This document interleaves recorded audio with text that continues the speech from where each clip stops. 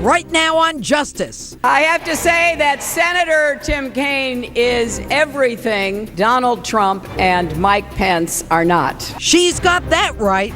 Hillary makes a choice for VP that even has some Democrats scratching their heads. I talk with one of them tonight about Tim Kaine and his questionable record, plus explosive new evidence. Did the Democratic Party plot against Bernie Sanders to help Hillary? And where have we heard that one before? We are in a rigged system. And later, see what happens when street justice rolls into Cleveland with bikers out to support Donald Trump. Does he know how to do this? Justice starts now. Hello and welcome to Justice. I'm Judge Jeanine Pirro. Thanks for being with us tonight. First, my opening statement. Now, which America is it that you see? It's real simple, and it's not about your eyesight. Our convention occurs at a moment of crisis for our nation. The attacks on our police and the terrorism of our cities threaten our very way of life. Any politician who does not grasp this danger is not fit to lead our country.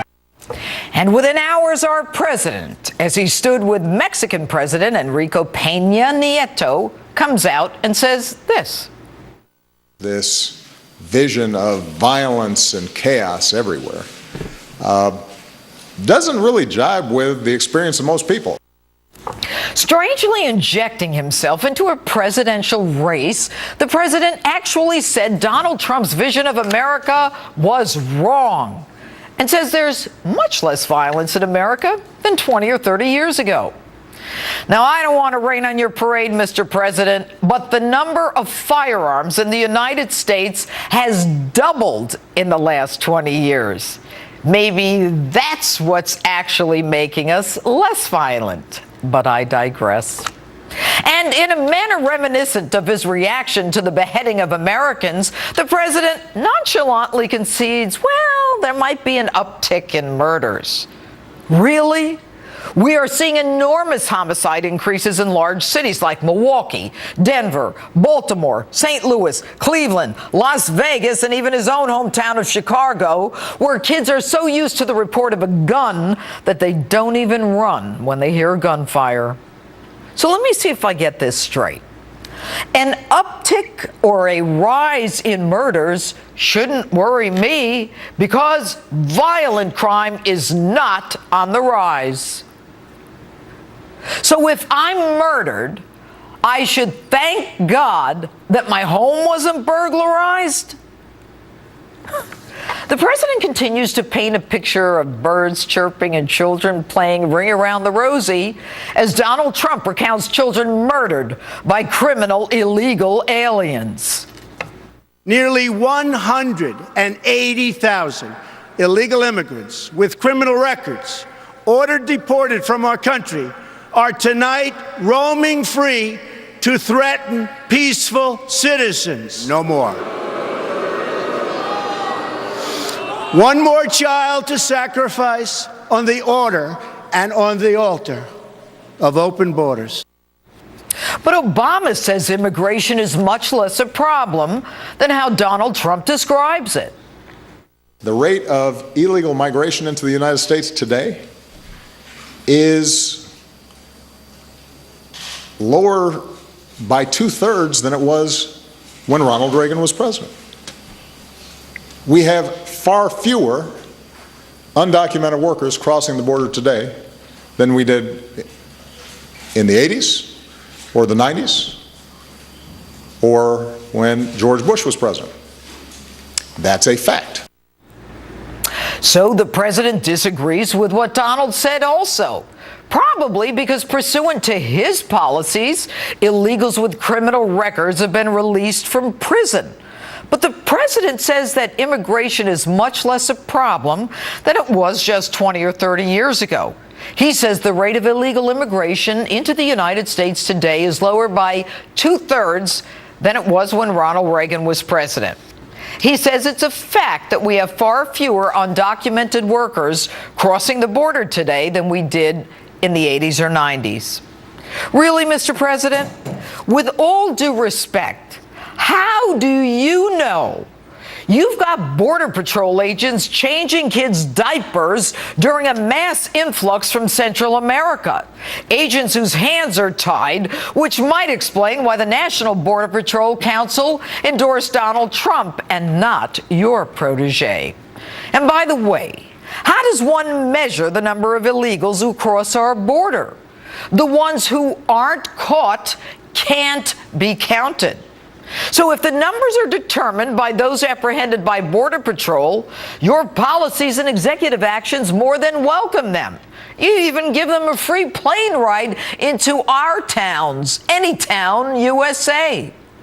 But even the United States Supreme Court had to block you when you tried to prevent the legal deportation of 4 million of them. And if the number is decided by those living here, again, how do you know? You're the one who keeps telling us that they're living in the shadows, so how are you counting them? But does Barack Obama even matter as we enter the general election period? It's really about Hillary Clinton, Tim Kaine, or Donald Trump and Mike Pence. Now, Hillary would make history as the first female president. Hillary Clinton promotes herself as an advocate for women and children, as a doer, as an experienced candidate. But Ivanka Trump made quite a different case. At my father's company, there are more female than male executives. Women are paid equally for the work that we do. My father will change the labor laws that were put in place at a time when women were not a significant portion of the workforce. And he will focus on making quality childcare affordable and accessible for all. The facts. In Hillary Clinton's family's foundation, women are not paid equally. In fact, they're paid 83 cents on the dollar that men make. And speaking of her foundation, she is notorious for taking money from countries where men have the legal right to beat their wives, where homosexual acts are punishable by death, where women are stoned for adultery. And so why is this self-proclaimed advocate for women taking the money from these countries, and what do they get in return? The true facts? While a member of the United States Senate, Hillary Clinton sponsored 363 bills. Of those, 3 became law. 3. One was a bill to name a post office. Another was a bill to rename a highway. Every bill that she sponsored for the betterment of women, for which there was always a tremendous amount of press, every one of them died. Take a look. Some effective legislator, ain't she? And that's a woman coming right out of the White House. But we should all applaud one of her successes. And that success? Senate Resolution 511 from the 109th Congress, commending and supporting Al Mahiba, the first and only radio station for the women of Iraq. Think her foundation got a check from anyone over there?